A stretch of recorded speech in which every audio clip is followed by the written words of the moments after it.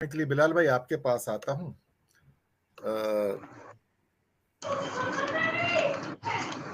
Bharatiya Janata party इस समय घबराहट में है। उन्हें मालूम है कि कर्नाटक एकमात्र गेटवे था साउथ के अंदर इनका, और साउथ में इनकी जो एक्सपेंशन प्लान्स हैं बहुत बड़े लेवल के हैं, लेकिन वो कामयाब होते नहीं। तेलंगाना में कामयाब नहीं होते। आंध्र प्रदेश में वापस से चंद्रबाबू नायडू से बात करने शुरू कर दी है। तमिलनाडु तो ऑलरेडी इनके हाथ से निकला हुआ है, शून्य में शून्य सीटें हैं, और केरला में तो हमेशा शून्य रहते हैं, कभी ऊपर निकल कर आते नहीं है। तो इनके लिए सबसे बड़ी प्रॉब्लम ये कि बाकी नॉर्थ इंडिया में, वेस्ट इंडिया में सैचुरेशन पॉइंट पे है सीटों में।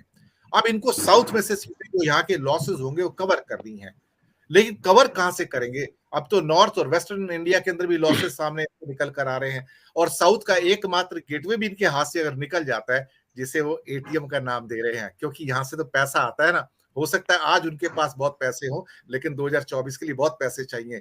और कांग्रेस के पास अगर कहीं ये स्टेट आ जाता है बूले भटके से, तो उसके बाद ये एटीएम कांग्रेस के पास जाएगा, कम से कम उसकी फंडिंग बेहतर होगी, ये सबको पता है।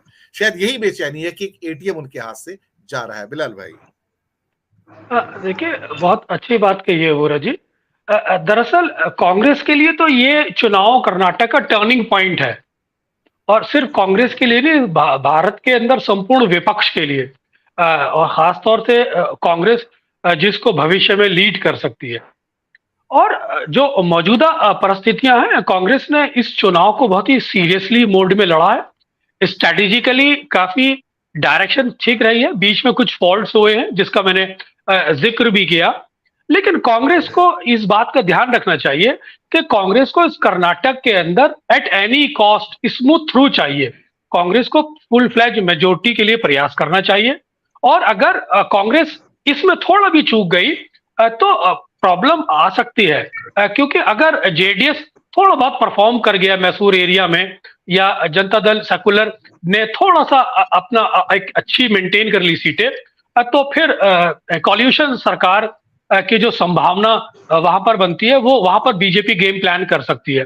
तो अभी तक तो जो मौजूदा सर्वे बता रहे हैं, जो ट्रैकर्स बता रहे हैं, उसमें कांग्रेस की पोजीशन तो अच्छी है, कांग्रेस चुनाव जीत रही है। लेकिन इस चुनाव जीतने में कांग्रेस को एक क्लियर कट मेजोरिटी में आना होगा। साथ ही साथ ये कहना कि अगर थोड़ा बहुत भी 19-20 हो जाता है, तो फिर समीकरण कांग्रेस फॉर्मेशन के कुछ और होंगे वहां पर कर्नाटक में। लेकिन अगर कांग्रेस यहां पर जीतती है चुनाव, तो यकीनन इसका प्रभाव मध्य प्रदेश में भी आएगा। काडर बूस्टअप होगा, कांग्रेस के कार्यकर्ता में एक शक्ति आएगी, फाइनेंशियल पोजीशन कांग्रेस की मजबूत होगी। छत्तीसगढ़ में कांग्रेस बेटर परफॉर्म करेगी। और महाराष्ट्र की सिचुएशन आपको अच्छी तरह मालूम ही है, किस तरह से वहां उथल पुथल बाकी है। राजस्थान थोड़ा सा एक टफ सिचुएशन है कांग्रेस के लिए, क्योंकि सचिन पायलट और अशोक गहलोत के बीच में अगर कांग्रेस इस डिफरेंसेस को फिल करने में कामयाब रही, तो ये कांग्रेस के लिए प्रोस्पेक्ट्स अच्छे हैं लोकसभा के अंदर। लेकिन ये टर्निंग पॉइंट होगा कर्नाटक, अगर कांग्रेस इसको स्मूथली प्ले करती है और पूरी ताकत झोंक देती है, तो कांग्रेस के लिए भविष्य में लोकसभा चुनाव के अंदर भारतीय जनता पार्टी से पंजा लड़ाने में मेरा ख्याल है बहुत ही एक स्ट्रांग पोजीशन में कांग्रेस होगी। और कांग्रेस की पॉसिबिलिटीज के साथ साथ वो विपक्ष को अपने साथ लाने में और अपना दबदबा कायम करने में भी शायद मेरा ख्याल है अपर हैंड में होगी। मैं छोटी टिप्पणी के लिए आता हूँ। सुनील जी आपके पास, बिलाल साहब ने बहुत अच्छी बात की है कि कांग्रेस को थोड़ा सा वो क्या कहते हैं कि एडवर्स